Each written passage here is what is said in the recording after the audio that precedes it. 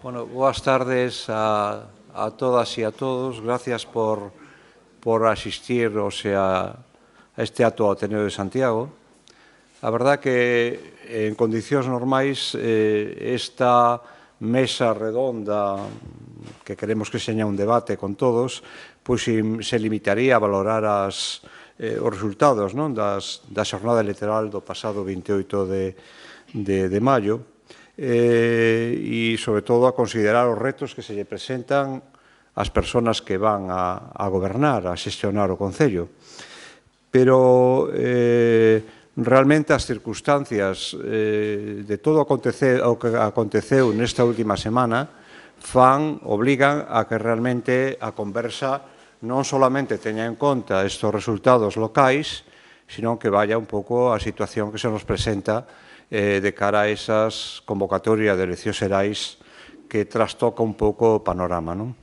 De todas formas, está claro de que como cidadáns estamos moi preocupados pola situación que se vai a xenerar no Concello de Santiago, en donde, vamos a recordar os resultados que todos temos claros, en donde hai unha forza votada maioritariamente que ten 11 concelleiros, pero que hai un grupo de esquerdas que realmente suma un número importante de concelleiros para poder gobernar e para poder artellar un goberno progresista. Nesta situación, lóxicamente, hai unha división entre esas tres forzas, con 6 concelleiros para o BNG, 6 concelleiros tamén para o Partido Socialista de Galicia, e, por outra parte, Compostela Aberta con outros 2 concelleiros. O cal presenta realmente unha situación complexa na cidade, posto que, aínda que está xa resolto o apoio dos socialistas á candidatura da alcaldía, que neste caso se trata dunha muller, de Goretti San Martín, pois realmente gobernar minoría, todos coñecemos experiencias anteriores e sabemos as dificultades que pode presentar para sacar adiante, para resolver as tremendas dificultades que neste momento ten a cidade. Dificultades causadas fundamentalmente polo problema turístico, polo problema da vivenda, por unha serie de condicións que fan que realmente Santiago necesite dunha vez un goberno potente cun proxecto que seña capaz de desatascar esta situación. Nos tememos que se realmente isto non se consigue, e tendo en conta que vai haber unha oposición moi poderosa, con un grupo de 11 concelleiros, e se non hai un acordo definitivo que se pode sumar á estrategia dos outros partidos que non teñen alcaldía, podíamos chegar realmente a unha situación de dificultade. Isto é un pouco o que nos interesa destacar neste debate e ver realmente a posición, neste caso, de 2 analistas dunha longa trayectoria.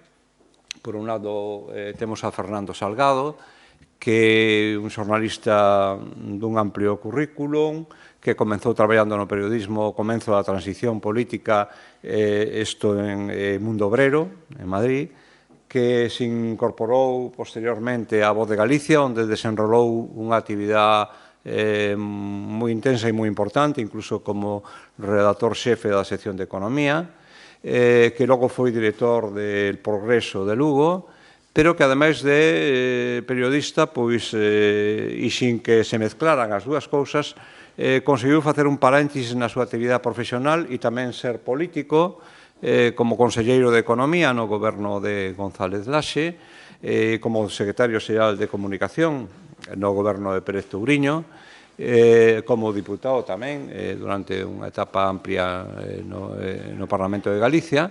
Por lo tanto, é unha persona que conoce moi ben internamente as dinámicas políticas e tamén o que é a comunicación e a valoración, como fai cada día na Voz de Galicia cos seus artigos valorativos da situación política en España.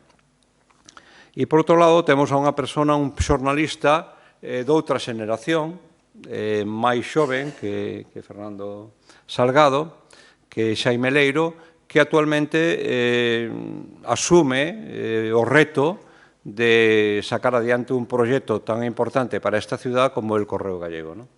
E acaba de ser nomeado, fai uns meses, director desta nova etapa do Correo Galego, un medio centenario, e que agora vai realmente eu creo que está pegando xa un cambio importante nos seus contidos, na súa orientación, para intentar realmente ser o periódico da cidade.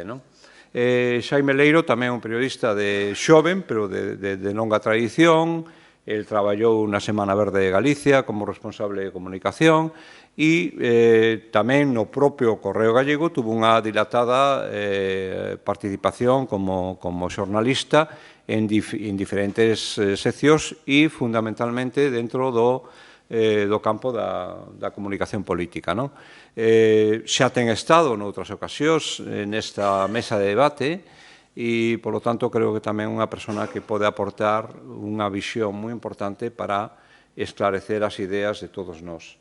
Eu, evidentemente, falo en nome do Ateneo e me vou a limitar a presentalos, a intentar dinamizar no posible o debate e punto. Polo tanto, lle damos a palabra en primeiro lugar a Fernando Salgado e despois intervirá Xaime Leiro, pero ca intención de que seña un debate co público, que realmente eles falen o que teñan que decir, pero abrindo ese coloquio que queremos tan importante ca audiencia. Adiante, cando vedes. Boas tardes a todas e a todos. Eu vou intentar, en todo caso, ser moi breve. Porque cando o mes pasado Pancho Candela, en nome do Ateneo de Santiago, ofreceu vir aquí, nin el nin eu supoñíamos que este coloquio se iba a quedar vello, anticuado. E quedouse vello e anticuado o día seguinte das eleccións, claro, coa convocatoria das eleccións xerais inmediatamente. De repente non só se lle augou a festa, digamos, a dereita triunfadora desas eleccións, non só tiveron tempo a chorar nin a lamer as feridas na esquerda, sino que de repente parecíanos que esas eleccións eran cousa do pasado e xa non tiñan maior trascendencia diante do que viña. Por lo tanto, eu simplemente voume referir a esos resultados e a esas eleccións por si sirven para alumear de alguna maneira, non proxectar, porque evidentemente non me parece que sexa o que se pode facer con esas eleccións, pero sí a ver se percibe algún indicio de por onde van a transcurrir as cousas de cara ao 23 de xullo. E vou facer unhas referencias, como digo, breves, nos tres ámbitos. Primeiro, no ámbito español, no ámbito estatal, segundo término, na esfera galega, e, finalmente, máis aínda de pasada, na esfera compostelá, na esfera de Santiago. E digo máis de pasada aínda porque estou seguro de que hai aquí entre o público, estou seguro que os vexo, xente moito máis capacitada que vin para analizar o que está pasando en Santiago, e máis metidos e máis involucrados, digamos, na vida municipal ca min. E eu, para relatar o que pasou o día 28 de maio, tería en conta dúas cuestións. Quero decir, dúas cuestións, non, unha cuestión. Que unidade de medida utilizamos para calificar o triunfo ou fracaso das distintas forzas políticas que competían? Que unidade de medida? Unha unidade de medida serían os votos. Oiga, tantos votos, tantos. Pero outra unidade de medida que a mí me parece máis significativa polo que estaba en xogo son as cuotas de poder institucional. Quero decir que moi ben se podería dar o caso que un partido, que non foi así, pero que un partido gañase en votos e, sin embargo, perdese unha gran parte do poder institucional.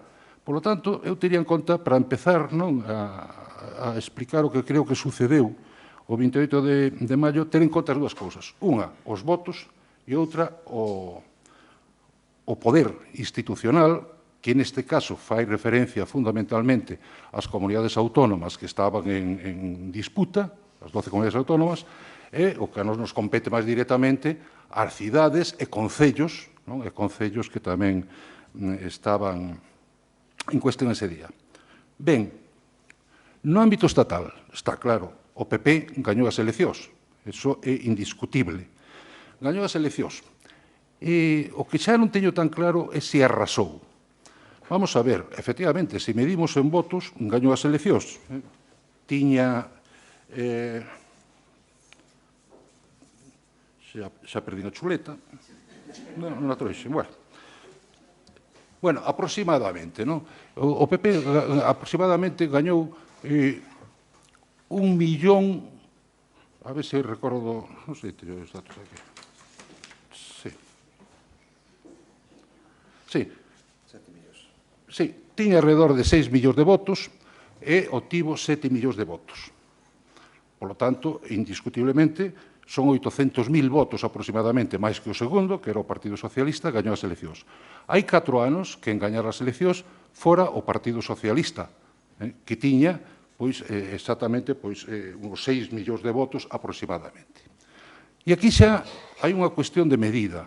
É dicir, está claro que toda a subida do Partido Popular, non toda, pero sí unha gran parte, foi a través de engulir todo aquel voto de Ciudadanos, un voto claramente antisanchista, dirían, no PP, porque non era o voto centrista o mellor do primeiro Ciudadanos, non, era o voto que quedaba do último Rivera, obviamente, un voto antisanchista, hasta o punto de que a mí me pareceu sempre un erro, en algunha estrategia, por exemplo, o Partido Socialista nas eleccións de Madrid, nas anteriores, cando intentaban catar unha parte dese voto de Ciudadanos.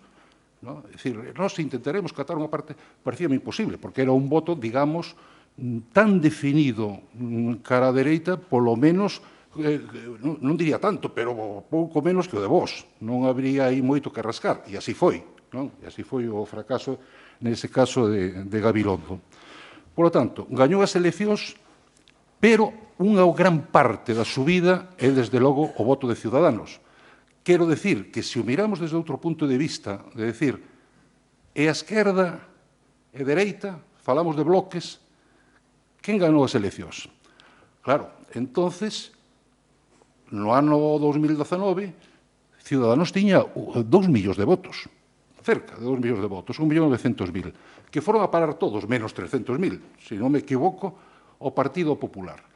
Bueno, claro, se miramos desde o punto de vista de bloques, no ano 2019 a dereita ganou as eleccións, non o Partido Socialista. Tuvo máis votos a suma, digamos, de Ciudadanos e de Partido Popular que o Partido Socialista. Pero, bueno, aparte deso, houve aínda un crecemento importante de votos por parte do Partido Popular. Gañou as eleccións. Pero ese non era o titular o día seguinte. O titular o día seguinte era arrebatou todo o poder, ou casi todo o poder autonómico do Partido Socialista, e arrebatou as grandes cidades, todas as andaluzas, por exemplo, menos unha, etcétera, etcétera. Bueno, isto non é exacto. O Partido Popular, arrebatou La Rioja, que é onde conseguiu unha maioría absoluta. O que sí é exacto é dicir, a dereita arrebatou todo o poder, ou casi todo o poder autonómico do Partido Socialista. Notemos o matiz. De momento, o Partido Popular, que eu sepa, non gobernou nin arrebatou a Comunidade Valenciana, etc. Ten que contar con vos. Será vos o que lle dea a posibilidade, vai dar, obviamente, a posibilidade de conseguir ese poder. Por lo tanto, fíxense como me estou manexando, intentando manexar nos dous planos, partido ou bloques. Partido ou bloques. De feito, se tivera que titular aquel día, e así fixeron moitos periódicos, pois diría, Marea do PP ou tsunami da dereita. Dixo, o PP gana e a dereita arrasa. Eso sí me parece bastante máis correcto. E isto terá importancia, sabemos, despois, cando intentemos non extrapolar, como decía, senón mirar o que vai pasar no futuro. Pero pasemos a Galicia. Galicia, eu titulei un artículo dicindo como, bueno, aquela canción dos resentidos, é dicir, sitio distinto. Efectivamente, si abofé que si nos paramos a mirar o comportamento electoral en Galicia, nestas eleccións e noutras anteriores, é un sitio bastante distinto, moi distinto. Para empezar, unha afirmación. A dereita gañou e arrasou nas eleccións municipais en España. A esquerda gañou as eleccións municipais en Galicia. Fíxense sitio distinto ou non. E dime, claro, é que agora na esquerda estásme sumando as dúas forzas tradicionais de sempre, Partido Socialista e BNG. Home, claro, tamén ali estaba sumando vos. Estaba sumando vos. E por iso en Galicia gañou as eleccións o Partido Popular, se falamos de forzas políticas, gañou 50.000 votos, exactamente, máis ou menos. De 504.000 a 554.000, ganou uns 50.000 votos, que é exactamente en porcentaxe un 9,8%. En España, o Partido Popular gañou 900.000 votos, que era un 17% máis. En Galicia, insisto, subiu en votos o Partido Popular menos dun 10%, en España, no seu conxunto, subiu máis do 17%. Isto que significa? Bueno, as lecturas poden facer as que queira, pero ao mellor, sin dúbida, hai un factor tamén clave, e é que Ciudadanos, e sobre todo vos, pero Ciudadanos tiña menor presencia en Galicia, e, polo tanto, había menos donde rascar. Esa pode ser unha lectura entre moitas outras. Pero o certo é que o comportamento do Partido Popular de Galicia o crecemento foi menor que no resto de España. Polo contrario, o Partido Socialista, neste caso PSDG-PSOE, perdeu en Galicia 76.000 votos. Pasou de 496.000 aproximadamente a 420.000. 76.000 votos de perda significa un 15% de caída. En España, o Partido Socialista perdeu 400.000 votos aproximadamente, que é un 6% de caída. Ou seña, o desplome do Partido Socialista en Galicia foi, pois mire, casi 3 veces máis pronunciado que no resto de España. E isto que quere dicir? E, sin embargo, en España foi unha debacle. Perdéronse todas as comunidades autónomas, as cidades, e, sin embargo, o poder institucional en Galicia mantívose. Non hai máis que mirar o que sucedeu en todas as cidades. Ferrol perdeu na izquierda, vamos, polos pelos, por menos de 100 votos, se ben se miran, non, os resultados. E máis, o novo alcalde electo, porque ten maioría absoluta, xa se pode decir, non? De Ferrol, curiosamente, baixou en votos. Obtivo menos votos que hai 4 anos. Mellorou a porcentaxe. Claro. E, polo tanto, aparte deso, bueno, houve unha resistencia de izquierda e non se perderon gran cousas a pesar desa perda. Donde está a clave? Pois, efectivamente, cando pasamos de partidos políticos a bloques, cando miramos dereita, esquerda. E aí, sí, que ocorriu? Que frente a esa perda, a esa sangría, hemorraxia de votos do Partido Socialista, foron compensados parcialmente, por un incremento espectacular do BNG. O BNG, ou seña, entre o BNG e o Partido Socialista tuveron en total cerca de 700.000 votos. Moi superior, obviamente, aos 554.000 que tivo o Partido Popular. Por eso digo, a esquerda ganou as eleccións, vamos, sin ninguna dúbida. Ainda que se miramos o número de concellais, ao mellor non salen máis concellais do Partido Popular. Non nos engañemos. Eso só quere dicir que un concellal nunha cidade costa máis votos non sacalo adiante que nun pequeno municipio. Pero, desde logo, non desdí en absoluto esa interpretación. Pero, claro, toda esa vitoria débese fundamentalmente ao BNG. Subiu en 54.000 votos. Ou seña, bastante máis, a pesar de partir dunha base, obviamente, moito máis pequena, bastante máis do que subiu o Partido Popular. Concretamente, en porcentaxe, subiu un 28% o BNG. Por lo tanto, o comportamento, vamos a ver, é radicalmente distinto. E isto elévame a outra análise. Por que a debacle do Partido Socialista en España en términos de perder poder institucional? Bueno, pues fundamentalmente hai dos factores. Un, menos importante, o forte incremento de voz, que non só duplicou o número de votos, sino que triplicou o número de concellais. E digo menos importante porque, en definitiva, se verán que hai por aí unha enquisa de 40 DV que aparece no País, donde se pronostica que que vos xúntese ou non se xunte esa esquerda do PSOE, vai a caer en votos. Se xuntan moitos máis, pero se non, que vai a caer en votos. E din, como é posible? Isto non indica o contrario. Non, aquí isto está trucado. Isto son unhas eleccións municipais e, sencillamente, vos presentouse en moitos máis municipios que hai 4 anos. Iso que explica o incremento de votos. Se equiparamos os mesmos municipios, non hai tal ascenso. Onde estaba xa hai 4 anos. Pero ese é un factor. Pero outro factor que explica a debacle socialista en términos de poder é, desde logo, a descomposición absoluta deses partidos, dese batiburrillo de siglas que están á esquerda do PSOE. É iso que explica. Batiburrillo con todas as excepcións. Hai partidos máis grandes e hai grupúsculos ínfimos en todos esos socios que impiden alcanzar determinados gobernos autonómicos ou determinadas alcaldías porque, sencillamente, desapareceron. E hasta que punto se afundiu?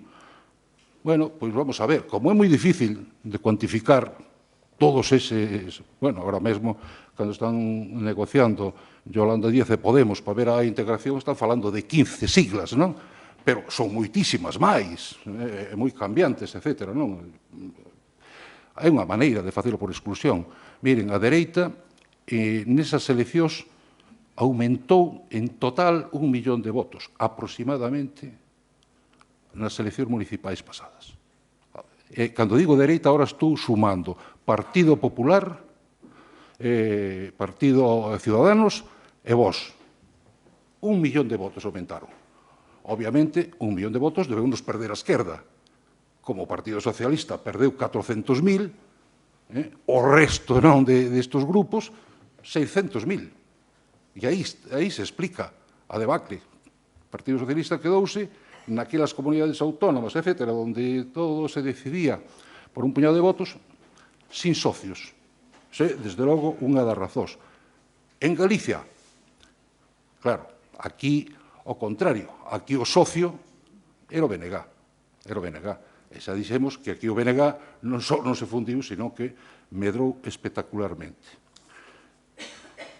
E máis ou menos é como vexo a cuestión en Galicia e en Santiago. Bueno, en Santiago todos estes datos que acabo de dar non teñen sustancia, non explican o que pasou.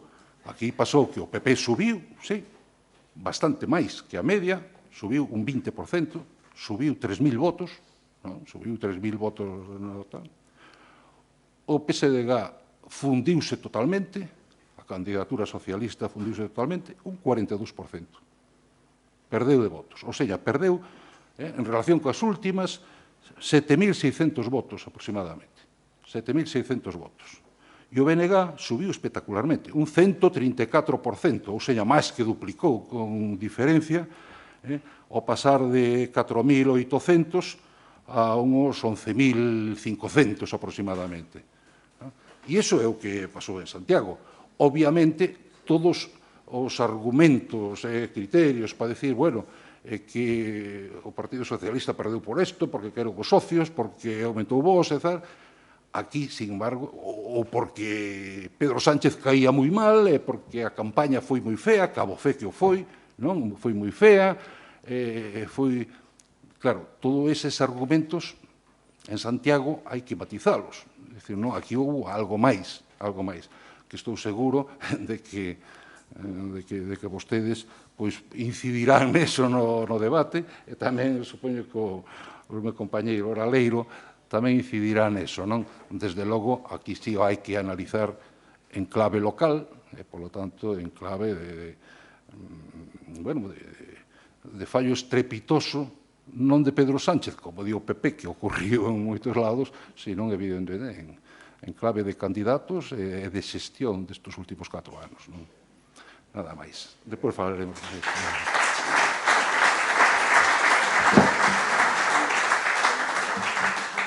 Moitas gracias, Fernando, e damos a palabra a Xaime Leiro. Moi ben, moi boas tardes, gracias ao Ateneo por invitarme. É o primeiro acto no que participo en Santiago como director del Correo Gallego, non participei en ningún outro. Estou moi a gusto aquí porque xa me invitou en outras ocasións e tamén vin gustosamente.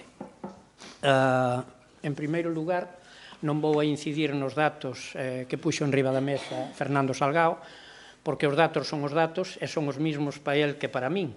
O que pasa é que el ve o vaso medio cheo e eu, con respecto a algúns apartados dos que fala el, vexo medio vacío. E ás veces, para mellorar, é necesario ver as cousas desde a perspectiva negativa e non facer lecturas positivas porque nos levan a engaño. A nivel de España non vou a entrar en consideración dos datos, xa digo.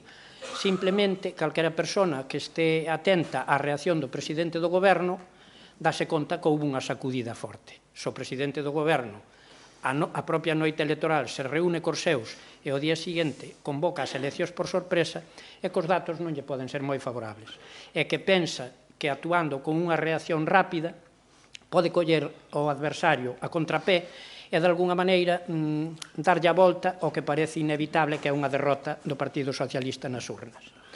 Eu creo que é unha reacción axustada, arriscada, como dixeron os propios medios de esquerdas o propio día que o fixo, pero que pode ter algún viso de sair adiante.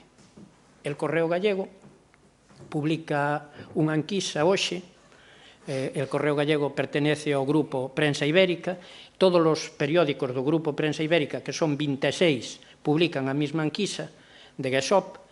E que quere dicir eso? Quere dicir que Vox, co Partido Popular, estarían rozando a maioría absoluta, pero non a terían definitivamente a día de hoxe.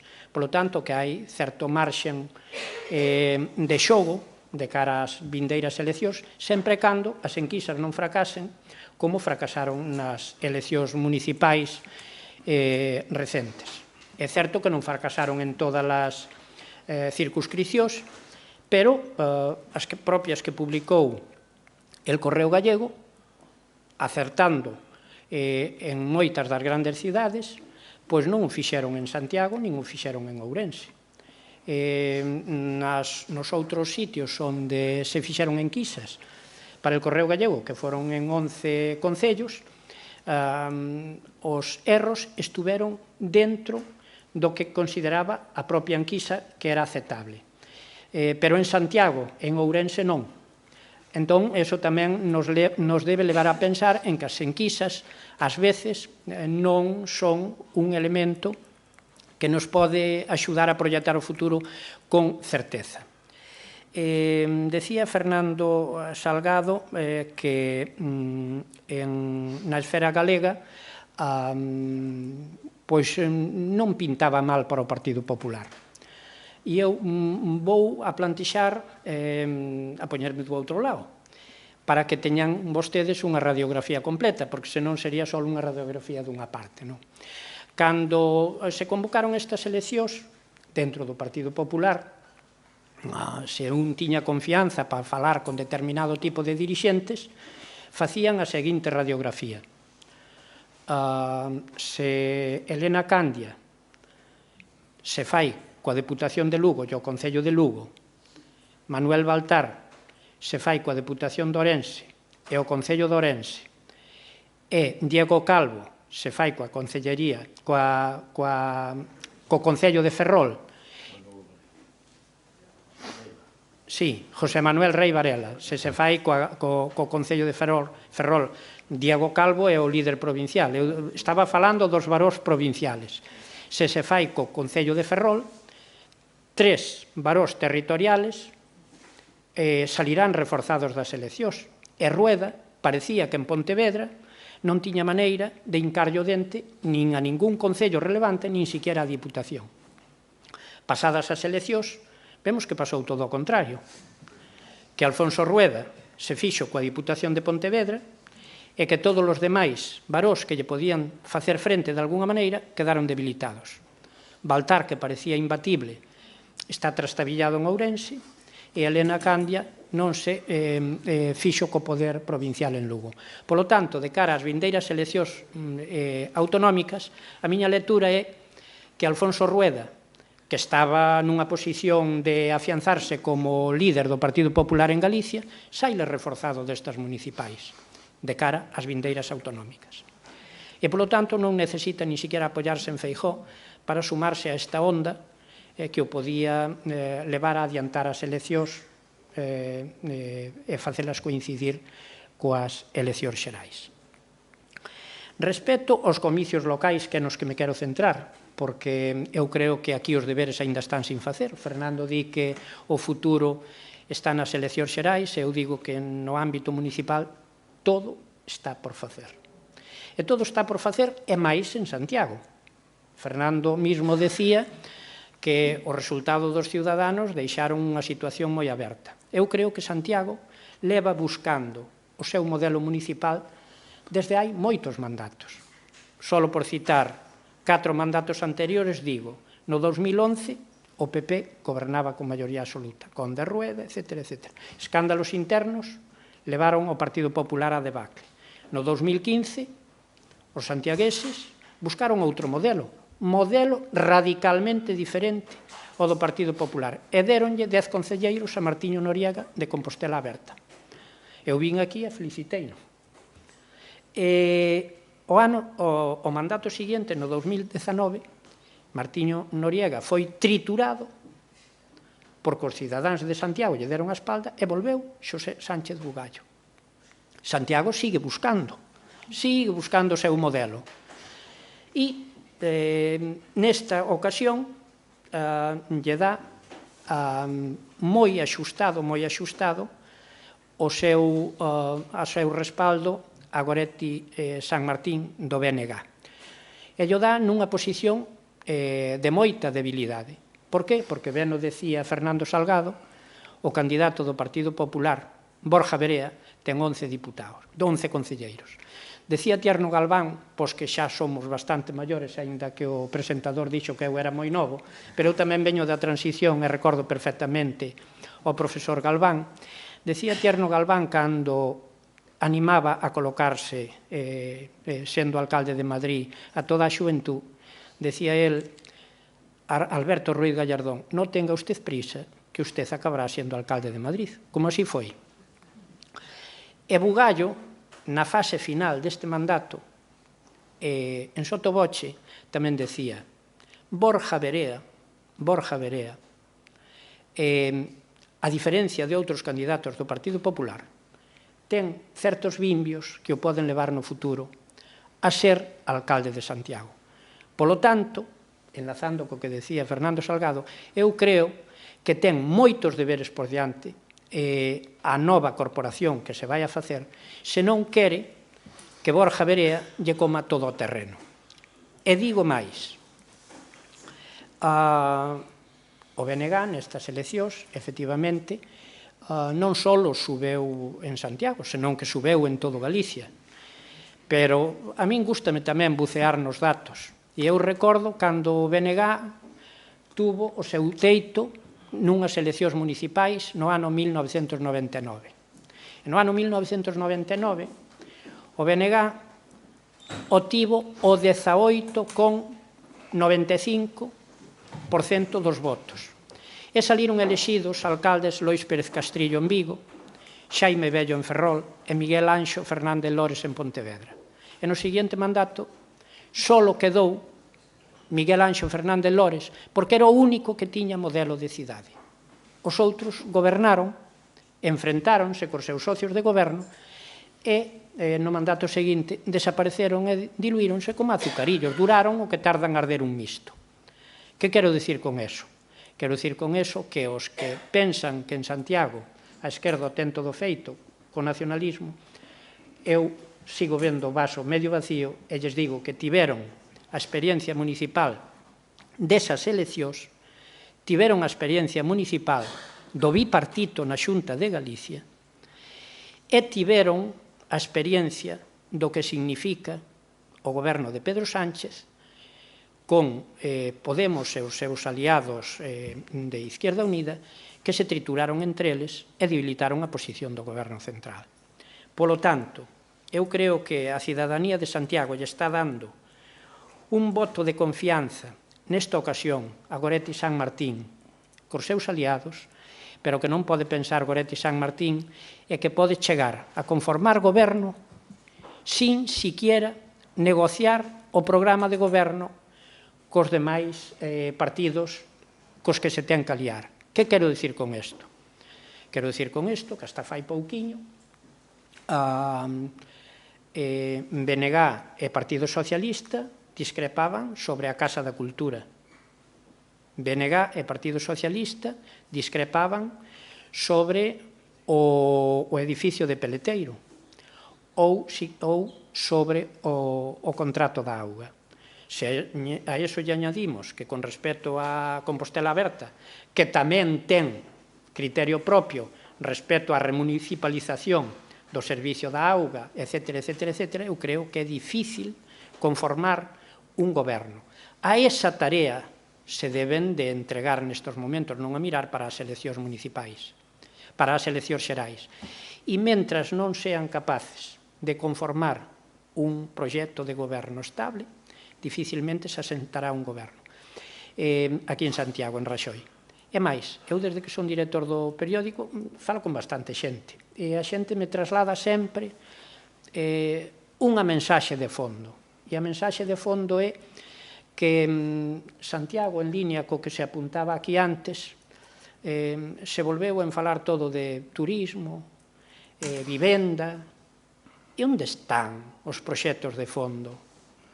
Se comparamos aquel goberno de Estévez que miraba cara a Barcelona de Pascual Maragall das Olimpiadas, Santiago tiña proxectos por diante, Auditorio de Galicia, Palacio de Congresos e Exposicións, Museo Galego de Arte Contemporánea, Parque de Bonaval, etc., etc., etc. Había un modelo de cidade.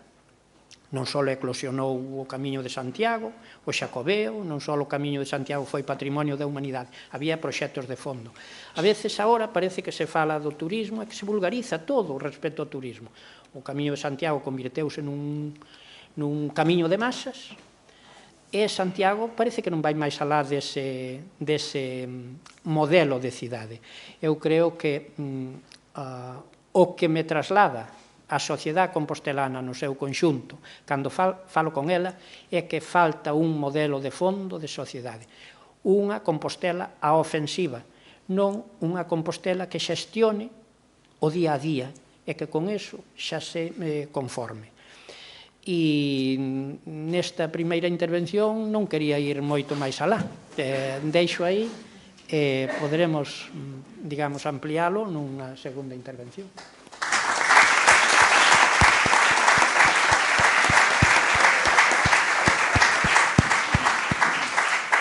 Moitas grazas aos dous ponentes por esas visións tan centradas sobre o que pasou, non? eu creo que agora é o momento de que a xente do público tamén participe e eles podan intervir ofrecendo respostas aos plantexamentos que se fagan desde o auditorio. Por lo tanto, empezamos xa a dar palabras e seguimos o debate. A ver. Boa tarde. Despois deste análisis electoral xeral, a mí me gustaría destacar un factor que creo que non se comentou na mesa, non?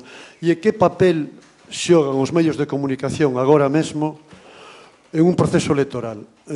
Estamos vendo como Pedro Sánchez outro día en unhas declaracións institucionais na sede do Comité Federal do PSOE cargou por primeira vez, quizá por segunda no Parlamento, algunha vez ten falado así de pasada, pero outro día pegou un bon fogonazo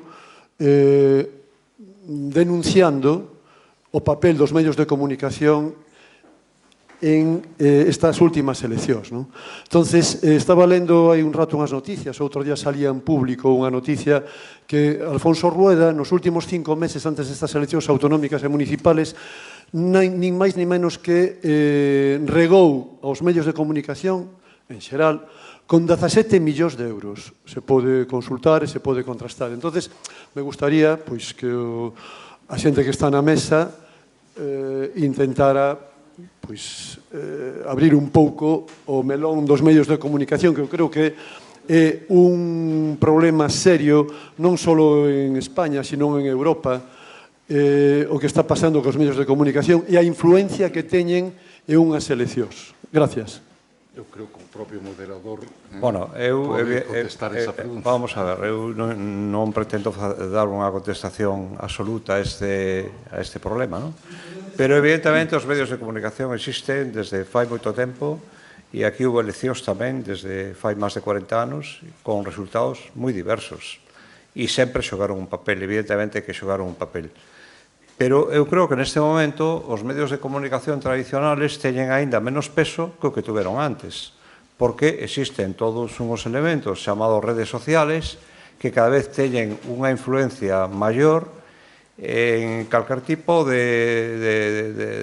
digamos, de xenerar opinión pública, non? Evidentemente, os medios de comunicación están en gran parte posicionados, uns máis que outros, e se alimentan dos diferentes gobernos de turno. Pero hai que pensar que tanto o goberno central, que ten unha política tamén mediática importante de subvencións, como os gobernos autonómicos, todos de alguna forma tratan de influenciar sobre os medios de comunicación. E eu creo que aí se produce un xogo que forma parte do sistema democrático en todos os países do mundo e que evidentemente fai que seña o público que decida a que medios creer ou non creer. Que haya transparencia sobre o que os gobernos de distinto signo inxectan ou nutren os medios de comunicación, me parece que é absolutamente elemental que seña claro e transparente. Pero neste momento eso forma parte do sistema mediático mundial. Entre outras razóns, porque os medios de comunicación xa non poden vivir das ventas e da publicidade como acontecía no século XIX. É dicir, os medios de comunicación hoxe se nutren de espacios publicitarios, máis ventas, máis unha serie de ingresos que proceden, evidentemente, de publicidade institucional, de axudas de todo tipo. Iso é o que ten que estar claro, que nas reglas de xogo haxa a maior transparencia posible e que se publique e se fagan públicos, como vostede mesmo acaba de reconocer, as aportacións que fan os diferentes gobernos aos medios de comunicación. Pero igual que o cidadano ten opción de elexir a uns ou outros, ten que saber realmente en que medios creer a información que canalizan. E iso vai a ser sempre así. Creo que non podemos pedir nada máis que transparencia total para conocer realmente o que chega podemos decir, por vías oscuras os medios de comunicación, a veces oscuras, outras non tanto, e tomar unha decisión en consecuencia, pero non hai moito máis que facer e confiar, lóxicamente, no papel das asociacións profesionales, neste caso o Colexio de Xornalistas de Galicia, no que temos aquí a un representante cualificado como membro da directiva, e todos os mecanismos que existen na propia sociedade democrática para o control dos medios. Outro tema que daría un debate que non ten nada que ver con isto son os medios públicos, pero eu tomo nota e de cara a outros debates pensamos en facer algo sobre isto en particular. Eu, de maneira moi breve, completando un pouco o que acaba de decir Xosé Ramón, vou a falar nesta ocasión como representante do Colexio Profesional de Xornalistas de Galicia, porque estou na súa xunta de goberno. O Colexio ten elaborado un protocolo e moitos concellos daqui de Galicia se teñen sumado a ese protocolo. Eu teño estado en algún acto no que se dou a coñecer que esa administración local, en concreto creo que era o Concello de Ames, no último no que estiven, que se sumaba a ese plan de transparencia, é dicir, cada axuda que se concede se publicita desde a propia administración local. E esa axuda se concede en base pois a audiencias, a número de empregados, etc. Está regulada. As administracións que se queren acoller ese protocolo, o Colexio de Xornalistas pon a súa disposición ese modelo para que, ante todo, funcione a transparencia. Coas empresas de comunicación sucede o mesmo que con outro tipo de empresas. É dicir, cantas empresas en Galicia, sean do sector da alimentación, do sector forestal, reciben subvencións da administración. Infinidade delas, o que ten que conocer a cidadanía é a onde van eses cartos e por que van aí en concreto eses cartos. Se consideran os medios de comunicación un elemento fundamental para o sistema democrático, lóxicamente, os poderes públicos ten que axudar a que pervivan en momentos nos que por eles mesmos poden estar en situación de dificultade. Se son un pilar da democracia, ten que estar aí para axudar a democracia, non para enterrar a democracia. E pouco máis se pode decir. Un último apunte. Falaba o señor que facía a pregunta de que en Madrid Pedro Sánchez poñía o foco en algúns medios de comunicación. Se un vai a Madrid, e eu algo últimamente vou, calquera conversación que un mantén ali, se dá conta de que, ao igual que a sociedade está moi tensionada, os medios de comunicación están a ese nivel ou máis. E son auténticas trincheiras. E máis, eu conozo algunha reflexión de algunha organización política que xa empeza a ver o mundo en plan máis moderado, dicindo, oiga, apárteme ese medio de comunicación porque eu teño unha visión moderada e que non me represente porque me está facendo bastante dano. Que non pretenda falar por min ese medio de comunicación porque desde a súa postura radical está tratando de erosionar a imaxe que eu quero proyectar na sociedade. Non vou decir nin o partido, nin o medio de comunicación, pero creo que os que os lean a nivel nacional saben a quen me estou referindo, e non quero señalalos co dedo, non. Pero ese debate tamén está instalado dentro da propia clase política. No fondo, os medios de comunicación son un reflexo tamén da propia tensión que hai na clase política. Dúas palabras complementarias que non relacionadas directamente con eso, porque eu tamén escoitei as declaracións de Pedro Sánchez ao respecto. E a verdade é que habería que aconsellarlle que non se metera nese toxal, porque é moi peligroso. É moi peligroso. Sobre todo, que non se metera nese toxal porque non sei eu que rendemento lle pode sacar, para que lle sirve.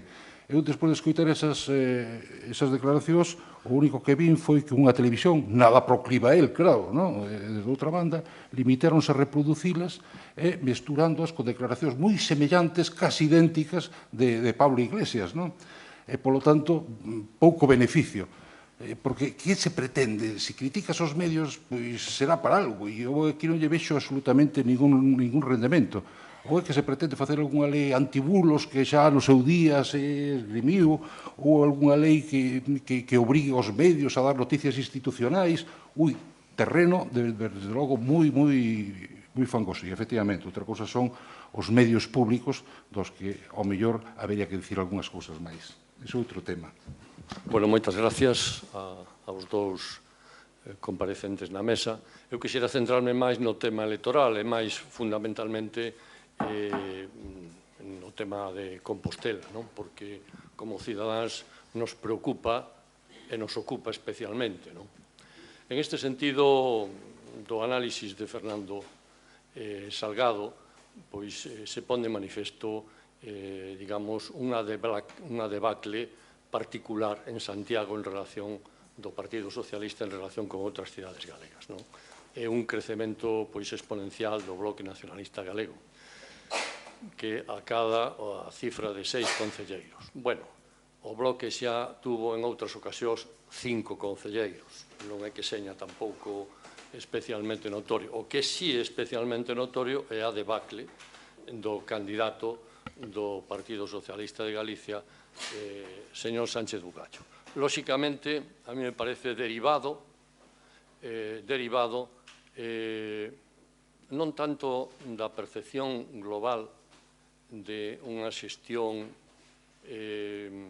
digamos, moi ineficiente do conxunto do equipo, senón, eu penso que, personalmente, en este sentido, recollo a intervención de Xaime Leiro, derivada de esa xestión pobre, mezquina, pacata, de mirar para o día a día e non ser capaces de proxectar a cidade como noutras ocasións fixo o propio Partido Socialista, lóxicamente da man de Xerardo Estévez. Entón, en este sentido, pois, efectivamente, outro día aquí tuvemos unha mesa sobre a gobernanza da área metropolitana de Santiago. Non hubo ningún paso, sino un retroceso enorme respecto a anos anteriores respecto a este tema, que é un tema enormemente importante da cidade. Non foi capaz de proxectar a cidade e a liderarla de novo para que, como capital de Galicia, como capital europea da cultura, para proxectarla con un proxecto de cidade diferente, senón que ha sido durante estes 4 anos unha auténtica despilfarro das áreas públicas derivadas de que non foi capaz de conter, de ordenar e de limitar o turismo nesta cidade, onde efectivamente o que foi o casco histórico temos que coller fotografías de hai 30 anos para reconocerlo, porque hoxe é irreconocible. Por tanto, a mí me parece que hubo un rexeitamento claro á figura do alcalde e, lóxicamente, el o entendeu moi claramente cando non tardou nin tamén 24 horas en dimitir. Por tanto, aquí me parece que hai ese elemento que se recolle na propia sociedade, de rexeitamento, efectivamente, a ese pacato modelo de cidade. Por outra banda, en outro tema, é dicir, as eleccións dan que 28.000 votos foron as forzas progresistas e 18.000 ao Partido Popular. Bueno, aí, lóxicamente, Santiago non pode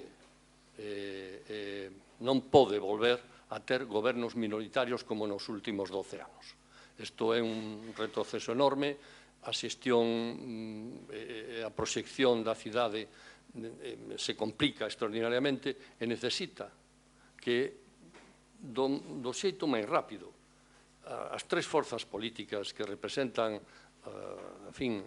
as ideas de progreso e de avance social se poñan de acordo e conformen un goberno sólido, programático, con un programa serio onde os desacordos que poda haber da finca do Peleteiro, da Casa da Xuventud, do que poida ser, efectivamente, se debatan e se lles dé un canle de solución. Pero, evidentemente, penso que dende a cidade de Santiago os ciudadanos queremos que haxa ese goberno sólido de progreso entre as tres forzas políticas e que negocien sin dúbidas. E aquí é onde efectivamente estamos vendo algunhas reticencias por parte de algunha desas forzas que non son capaces de poñer os intereses da cidade por riba dos intereses do partido. Isto é a quen o faga lle vai a pasar unha factura á cidade. Bueno, de xeito moi breve. É certo que había un desgaste de fondo sobre a xestión do propio alcalde que non tería moita importancia se non fora da propia xente que estaba na órbita do propio Sánchez Bugallo. É dicir, se fora xente alonxada do propio alcalde a que airea eso, pois non lle faría dano. Pero cando eso parte dun entorno cercano, fai moito dano porque debilita a quen está á fronte da organización. Non se necesitan enemigos, o enemigo está na casa, non? E eu creo que é algo máis. Decían que o señor Bugallo a xestión non era brillante, pero ao mesmo tempo aireaban que o señor Bugallo estaba cansado, que xa era fin de ciclo, e que, bueno, era hora de dar o paso a outra persona para que renovara o proxecto. Eso é letal nunha campaña electoral. As persoas que estén que estar actuando como arietes actúan como rémoras e esos frenan calquera posición na que o alcalde poidera salir dicindo algo. Se estás co alcalde e che está dicindo unha cousa e logo que non lo rodean din completamente a contraria, en principio é desconcertante, non? E eu creo que en boa medida foron eses dous factores, unha xestión limitada e un entorno que aireaba que era fin de ciclo. Polo tanto, evidenciase que había unha pequena fractura dentro do propio grupo municipal ou dentro do propio Partido Socialista aquí en Santiago e que eso axudou a que os resultados foran negativos. Sí, eu estou máis ou menos de acordo con todo o que se poñía Paco, o Pancho, perdón. Vamos a ver, xestión ineficiente, eso parece claro, así o dixeron nas urnas, división e enfrontamentos internos, a cada paso máis notorios, e xa de maneira explícita na formación das candidaturas, últimamente, etc., con novas incorporacións, a outros que se relegan, e isto trascendía, en fin, trascendía. E, bueno, pasou o que pasou. Claro, aquí citouse, claro, o modelo, Xerardo Estévez, que para moitos consideramos que foi o último alcalde de Santiago. Desde entonces, todo foi a deriva. Claro que había un modelo de cidade.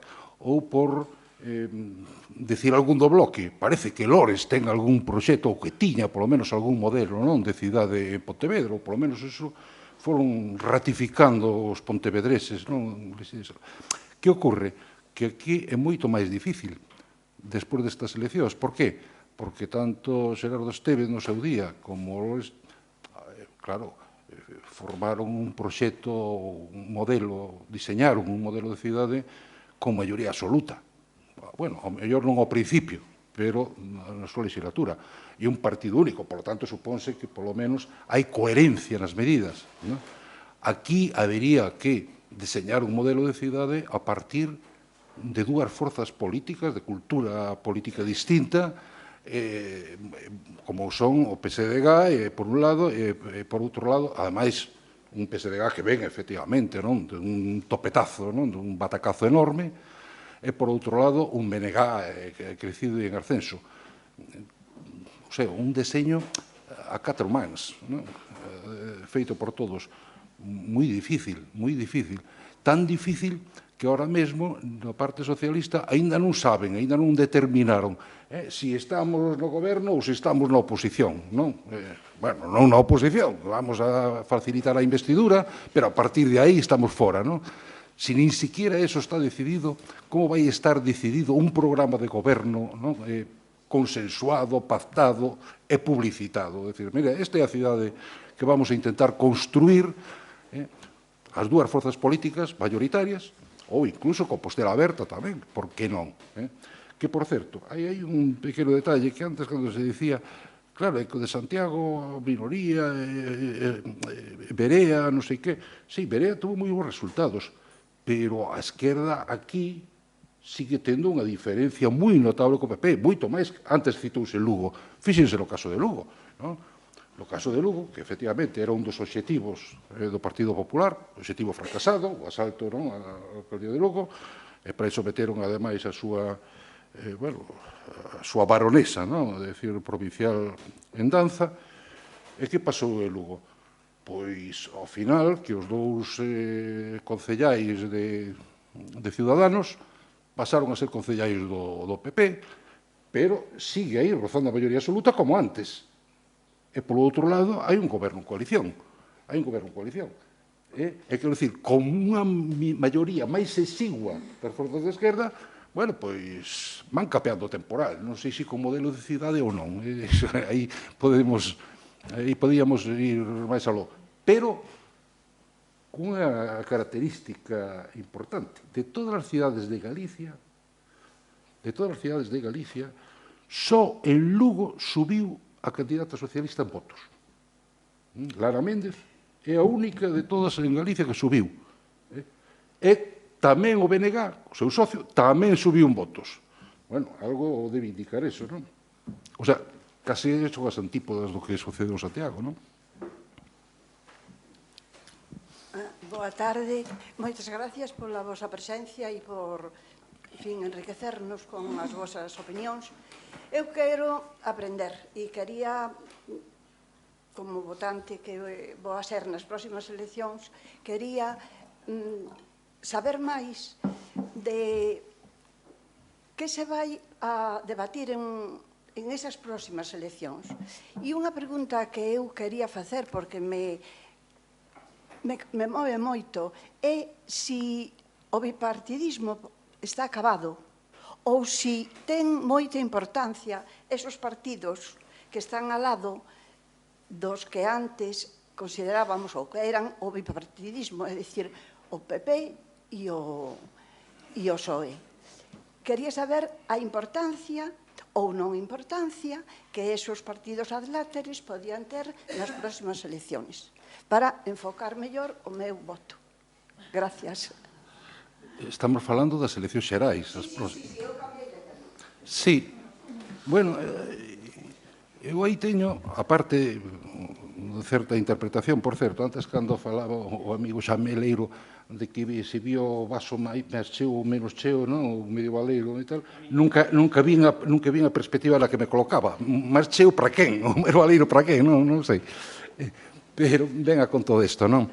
A parte da miña interpretación, hoxe aparece unha enquisa, a parte das que publica a prensa ibérica, non?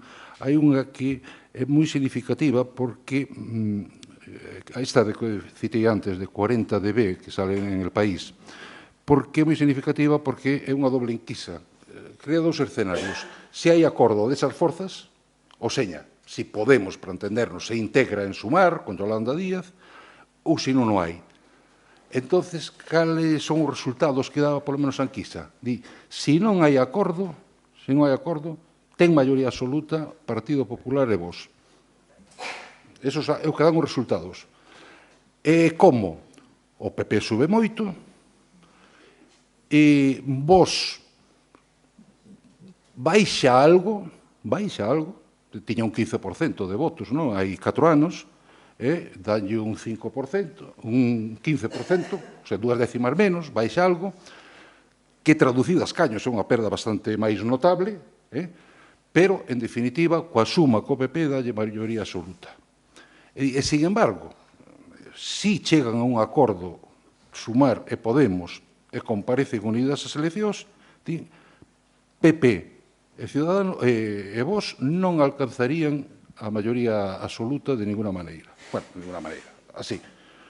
Entonces, Vox baixaría ao 13,8%, ou algo así, perdería moitos diputados, e Sumar, o que se chama ahora Movimento Sumar, pasaría a ser a terceira forza política, o sea, habría sorpaso, superaría a Vox, non? E isto, para os partidos mayoritarios, non lles afecta gran cousa. E máis, curiosamente, o PP, que parece que, se non hai acordo, que debería favorecer máis, di, non, os partidos mayoritarios, que haxa acordo ou non, influye moi pouco. Di, pois no PP creo que perdía algún diputado se hai acordo. E o Partido Socialista 4, se hai acordo. Pero claro, consiguen que os socios esteñan, non? Potentes e que salven a situación. Por lo tanto, posibilidades, pois esas son como están abertas ahora mismo. E, ademais, según Yolanda Díaz, pois mañá ou pasado puxo como data límite para saber se hai acordo ou non. Se hai acordo, que quere decir? Bueno, que baixo esa paraugas de Movemento Sumar estarán todos esos grupúsculos que eu facía referencia, non? Incluído Podemos. Claro, marca única. Eso, sin duda, é importante. Mas tamén será importante saber como se presenta o tema das candidaturas. Ela ten boas intencións. En que sentido? De ir apartando candidatos queimados, etcétera, etcétera. De motu propio ou non. De momento, claro, cando Garzón di eu sacrifico-me, non me presento, ele aplaude. Pero, no fondo, que di, home, se iso dixera Irene Montero, Belarra, Chenique, seguro que salía como moi reforzado non todo o experimento. Pero... Por esa vía, eu creo que as cousas poden salir moi mal ou regular. Cando pola vía da esquerda do PSOE non lle dou máis opción que sailan desas tres maneiras. E vou non explicar. Levo moitos anos, decía Xosé Ramón Pousa, facendo política. Entrevistei a moitos directores do Centro de Investigacións Sociolóxicas. E os directores dos centros de investigacións sociolóxicas, máis alá do que está nestos momentos ao frente do organismo, decían que as eleccións se ganan un ano antes de que se convocan. Non se ganan os últimos 6 meses. E dixéronmo todos. E dixéronme que na campaña se moven moi pouquiños votos. O dano pola esquerda do PSOE está feito. E o exemplo está aquí en Galicia. E podemos mirar para outros lados, engañarnos, e decir, bueno, pois sigamos así. Cando nas autonómicas, na que Yolanda Díaz formaba parte da coalición con Anova e cos ecosocialistas, empezaron a ter friccións no Parlamento galego e despois chegaron a un acordo de última hora, que pasou? Que se quedaron fora do Parlamento galego. Porque a sociedade estaba farta desas trifulcas internas e en acuerdos de última hora. Acuerdos de última hora que non tiñan interés ningún para a sociedade, tiñan interés única e exclusivamente pos que pretendían salvar os seus sitios no Parlamento galego. E cando se lle decía eso, que iba a pasar eso, facían oíos dos xordos. Logo a sociedade pronunciouse e quedaron fora do Parlamento galego. Que quero decir con isto? Quero decir con isto que, de cara ás eleccións xerais, Pedro Sánchez, lóxicamente, meteulle unha presión absoluta a Yolanda Díaz e lle dixo, xa está ben de conflitos, se os queredes arreglar, arregládelo en 10 días, e se non, ides a ser absolutamente irrelevantes. E eu me beneficiarei de que vos seades marxinais, porque cada voto que se perda por esa vía, desde logo, vai ir ao Partido Socialista. E eu entendo que... Sí, algún pode ir á abstención, pero en boa medida van a ir ao Partido Socialista.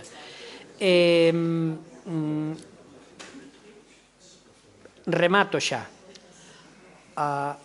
Ou chegan a un acordo rápido e creíble para a sociedade que non semelle unha componenda electoral de última hora, ou a sociedade os vai a castigar. En lugar de ter unhos resultados regulares, os van a ter malos ou moi malos. Boas tardes. Eu quero baixar o nivel un pouco cunha teima que me ten tolo desde o día das eleccións. hai alguén que me pode explicar o que pasou en Ourense?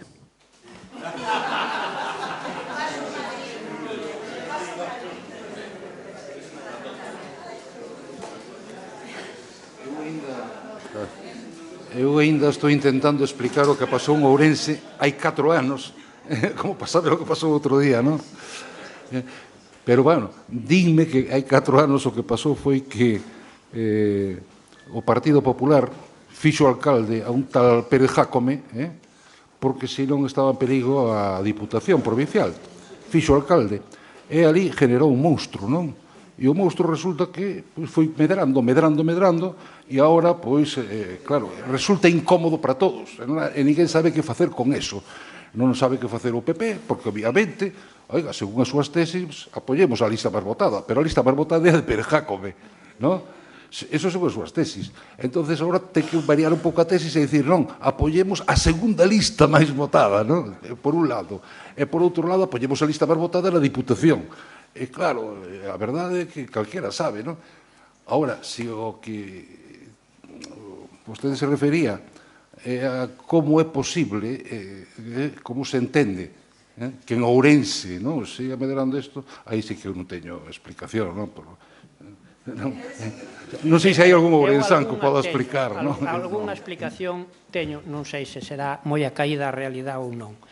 Eu creo que cando un persoeiro se asenta nunha posición e as organizacións que pretenden chegar a desbancalo non o logran, non é porque esa persoa o este facendo ben, é porque eles o están facendo mal. Me explico. Se poñemos un candidato alternativo do PP a Pérez Jácome, que é un Pérez Jácome bis, e encima xa pasou polos tribunales e xa tuvo problemas nos tribunales, os ciudadanos dirán, pero me queren tomar o pelo. Prefiero a este tío que é unha persona que se salta todo tipo de rollo institucional e vai do que vai, pero os demais están intentando colar gato por lebre. E pasou co candidato do Partido Popular e tamén pasou co candidato do Partido Socialista. Os dous candidatos eran candidatos queimados, candidatos fogueados. Se buceou no baúl dos recordos para traer a unha escena actual a dous candidatos queimados. Polo tanto, a sociedade dixo, non me traten de enganar de novo. E aí se resolve o conflito en Ourense. Eu non sei se é unha explicación moi científica, pero, desde logo, é unha explicación que escoito moito. Eu o que suelo facer é escoitar o que di a xente antes de falar. Había unha pregunta aquí. Bueno, a mí me gustaría hacer una reflexión al borde de las dos intervenciones que me parecieron muy interesantes, y es en torno a la deriva decreciente que en los últimos años tiene el Partido Socialista. Me parece que una fuerza que ha sido referente indiscutible de la transformación de nuestro país, que ha hecho de nuestro país un país moderno, metiendo leyes liberales y leyes muy progresistas, esté sumido en un deterioro tan alarmante que solo mire hacia su izquierda para ver alguna posibilidad remota de gobierno.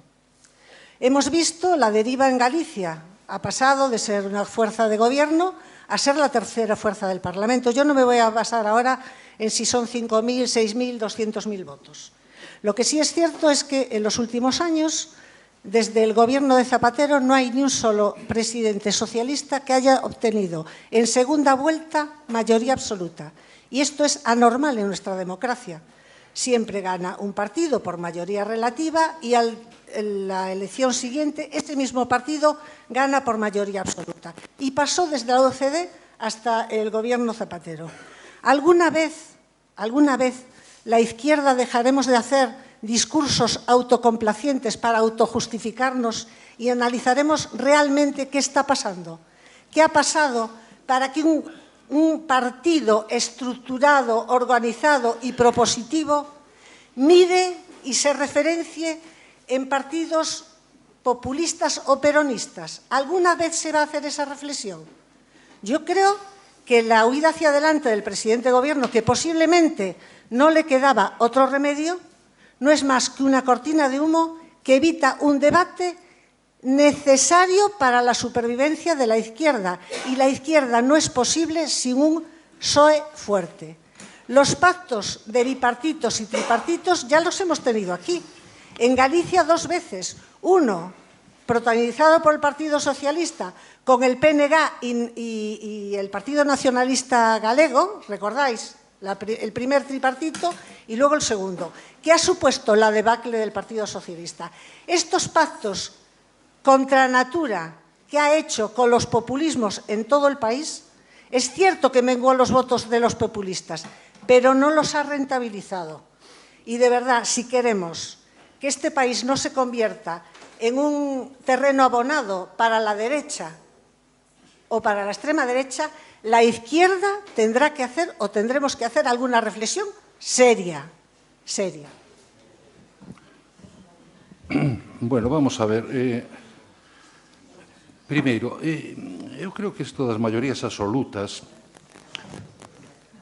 dábanse en España, e era curioso, que en outros países había moito que desapareceran as maiorías absolutas. E había prácticamente en todos os países da nosa órbita eran raras avis as maiorías absolutas. O que había era pactos por doquier, de todo tipo, e gobernos de coalición por todas partes. Aquí non existía o goberno de coalición. Eu creo que se rompe esa racha fundamentalmente a partir da crise financeira de 2008. É aí onde se rompe esa racha, claramente.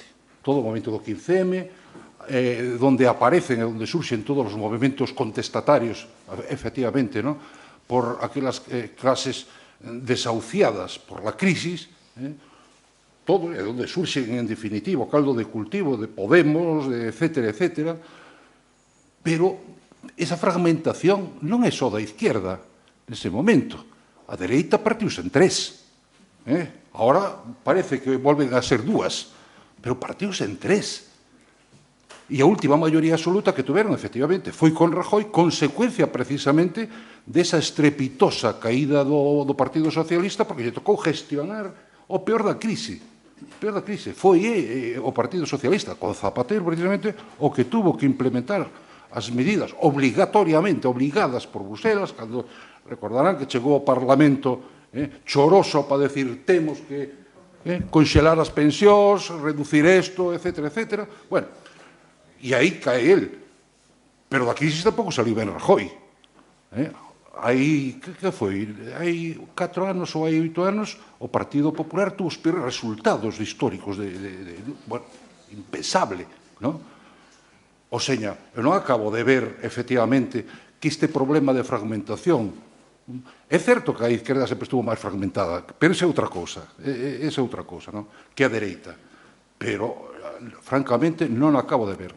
E, de feito, nestas eleccións hai un certo retorno. En Galicia xa retornamos a bella tipoloxía de partidos. Sí, efectivamente, nestes momentos, o BNG por diante do Partido Socialista. Non é a primeira vez. Non é a primeira vez. No século pasado xa ocurriu algunha vez. Pero seguimos, digamos, na tipoloxía tradicional. A dereita non só partido, é certo que aquí non houve esa fragmentación, entre outras cousas, porque, afortunadamente, a extrema dereita, bueno, algún malvado diráme, bueno, que xa están aí metidos no PP, pero, afortunadamente, aquí a extrema dereita non apareceu, e Ciudadanos moi pouco. E o que sí apareceu foi pola esquerda todo o movimento de AGE, etcétera, Podemos, etcétera, etcétera, que hoxe se dixo e, ademais, aínda quedan algúns restos. Santiago, pois Compostela Aberta, 2 concellais, non? Aí está. Pero, evidentemente, está tamén desaparecendo. Eu, se me falan desos grupos de esquerdas, non, do futuro, non sei, a mí pareceme que tamén España vai ver un certo retorno, que a súa dimensión vai ir cara a situarse o que era a antigua Izquierda Unida. Eso, con maior ou menor dimensión. Creo que por aí vai.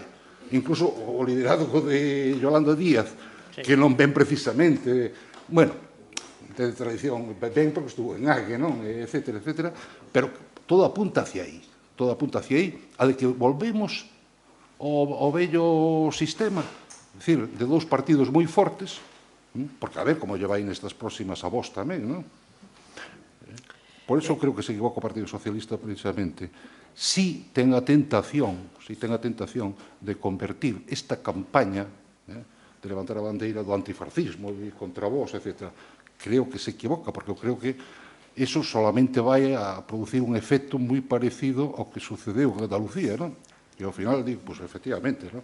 Nós non votamos estes señores, que ademais xa non nos asustan, xa non nos asusta tanto, están blanqueados, é dicir, outro día están máis blanqueados que Michael Jackson, non? É dicir, claro, xa non asusta a xente asustan máis outras cousas, eu creo que a pobreza, non? Que asusta máis, que é na pobreza que vos xa, por un lado, non asustan, e por outro lado, o que estás indicando ao partido a vos, dicir, sí, pois non, efectivamente, vamos a votar logo ao PP, que foi un pouco que ocorriu en Andalucía en certa medida.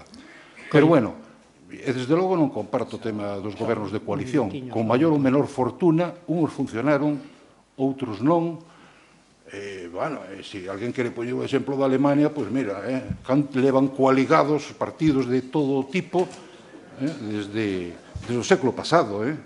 Tampouco... Fernando, vamos un pouco justos de tempo. Sí, Pasamos a outra pregunta. Sí. Bueno, moitas gracias. Vamos a ver se fago memoria, porque onde vai que levantei a man. Eu simplemente quería decir inicialmente que me parecía tremendamente oportuna a pregunta do primeiro intervinte. Vamos, aparte que a mesa redonda son reflexións postelectorais, non a sitúa en ningún sitio, non? Me parece tremendamente oportuna, porque ademais eu creo que se diga o que se diga, eu creo que un medio de comunicación non é unha fábrica de conservas, ni unha fábrica de galletas. Non creo que o señor Feijóo salira de Galicia con esa imagen de gran gestor elaborado por Mercadona.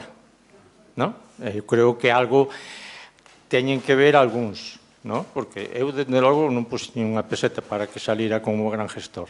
E chegou ali, e bueno. Pero, poñendo exemplos ao largo da historia desto, en Galicia sempre nos machacaron co que Galicia é o que é, porque non ten a burguesía catalana, el honorable, e cando se cansou todo isto, se descabalgou, e todos vimos quen era honorable e como estaba honorable ensalzado por todos os medios de comunicación. Quero dicir que os medios de comunicación manejan, e os medios de comunicación evidentemente non é só o Correo Gallego, ni son os medios escritos, son os grandes grupos mediáticos, Media 3, todos esos que están todo el día bombardeando. Las redes sociales, decía el moderador, home, sí, as redes sociales andan por aí, montan esos cristos. Outro día a Aitana, esta cantante, lle puxeron unha reproducción cantando El cara al sol e todas estas cuestiones, e la gente, miles e miles de reproduccións. Evidentemente, os medios de comunicación de todo tipo condicionan, pero hai que saber cales son os medios e cales son os medios e cales son as estrategias que teñen.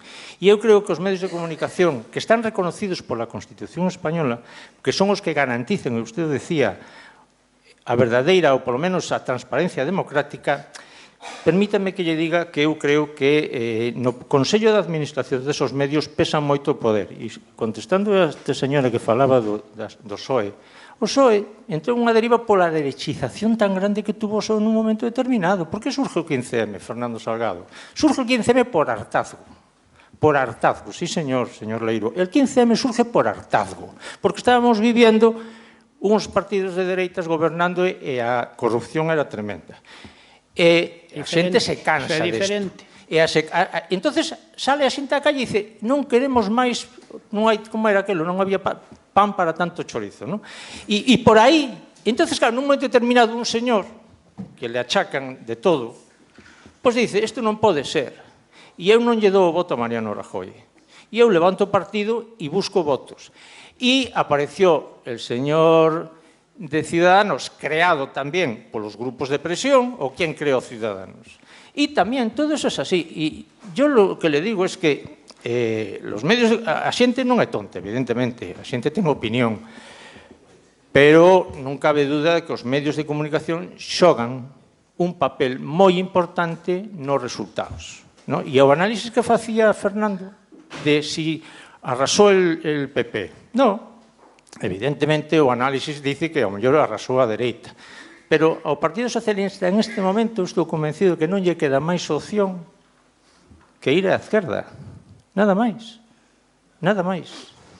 Gracias por estamos ao límite do tempo. Prometemos, desde logo, ese debate dentro do Ateneo sobre os medios públicos e privados. Algo que dices?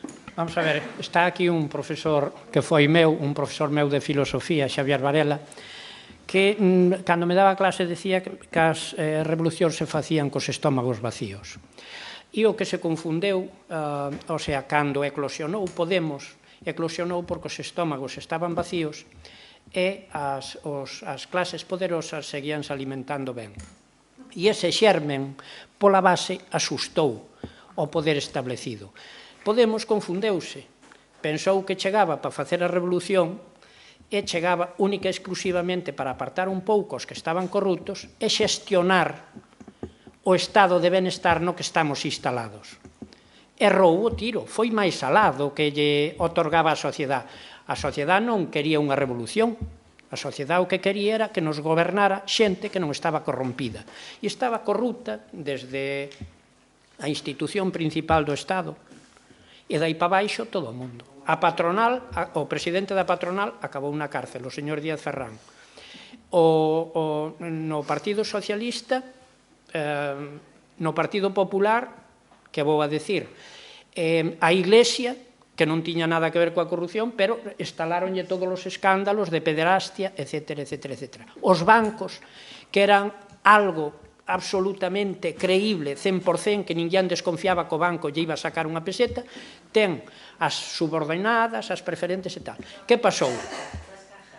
As caixas. Que pasou? Que había un desconcerto xeneralizado e entón agromou unha nova clase política. Eu creo que foi máis alado que lle pedía a sociedade e por iso acabaron fracasando. Foron experimentos, rexeneráronse na medida que poideron os partidos que eran partidos tradicionales, volveron a polos seus fueros e a sociedade volveulle a depositar a confianza. Eu creo que, ao igual que lle pasou a Podemos, que intentou desde o goberno funcionar dunha forma funcionar desde as maiorías para unha minoría moi pequeniña, vaille pasar a Podemos cando teña que tocar poder co Partido Popular. Acabará saltando polos aires como saltou Podemos... Perdón, Vox.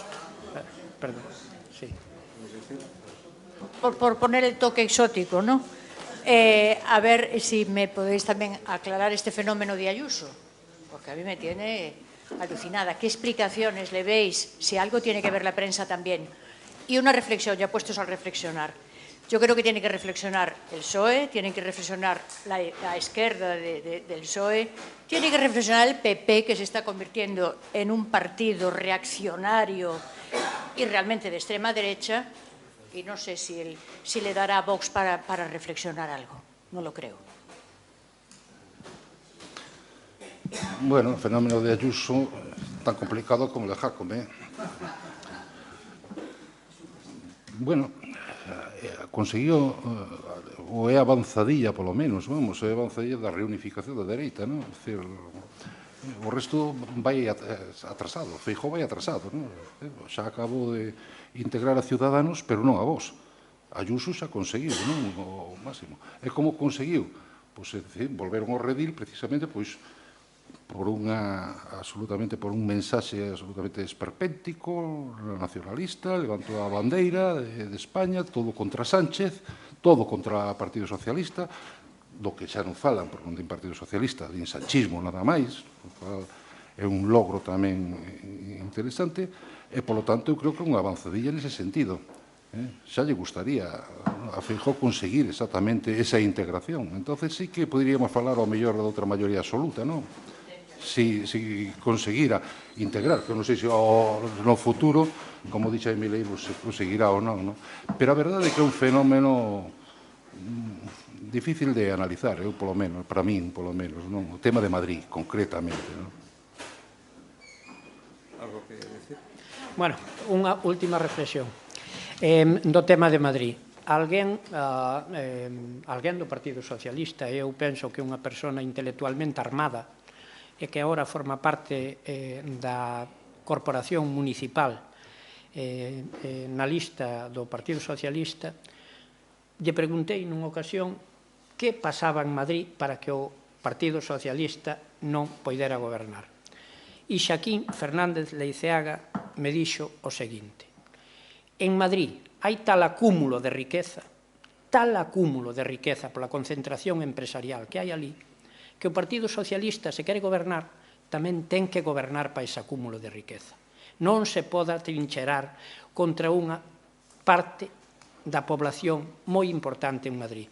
E ou ten proxecto de goberno para as grandes corporacións que se asentan ali e tamén para as persoas que non están dentro desa órbita, ou gobernarán os que sí ten proxecto para eses, porque son unha clase moi extendida e porque conforman un grupo de población moi amplio. E eu creo nesa explicación. E os feitos, elección tras elección, lle están dando a razón. Eu simplemente dúas palabras, porque desde logo non a comparto en absoluto. Lamento haber desvelado a fonte. No, porque sería supoñer que todos os madrileños teñen unha renta estupenda e viven en jauja, non? Eu, ao contrario, eu miraría como se produce o ascenso da extrema dereita en Europa, e é fundamentalmente todo o contrario, non? Decir, onde se ocurre? E por que a extrema dereita medra moitas veces en antigos feudos comunistas e izquierdosos nos extrarradios das cidades, en París, etc. Por que? Bueno, porque as políticas neoliberales o que crearon foi unha enorme desigualdade. Sí, riqueza para uns cuantos, pero unha enorme desigualdade. E todas esas capas que perderon a condición de clases medias e que caeron, que deixaron de ser clases medias, efectivamente, un caldo de cultivo excelente para a extrema dereita e para os seus mensaxes, para dicirlles a culpa é deste negro que che vendo a Magreb a quitar o traballo, efectivamente, a inseguridade, todo eso é cousa deses. A miña interpretación, quero dicir, nese aspecto é radicalmente distinta. Non sei se aplicar ya a Madrid directamente, non? Porque, bueno, non quisiera chegar a tanto, non? Bueno, pois moitas gracias a Fernando e a Xaime pola súa participación, polas súas ideas, por crear debate, que realmente hubo. Tamén ao público asistente por estar aquí hoxe no Ateneo, e vamos a agradecerlle co regalo institucional que facemos sempre aos nosos convidados, aínda que neste caso que nadie se asuste porque son un pouco diferentes, entre outras cosas porque Xaime xa tiña o que lle dimos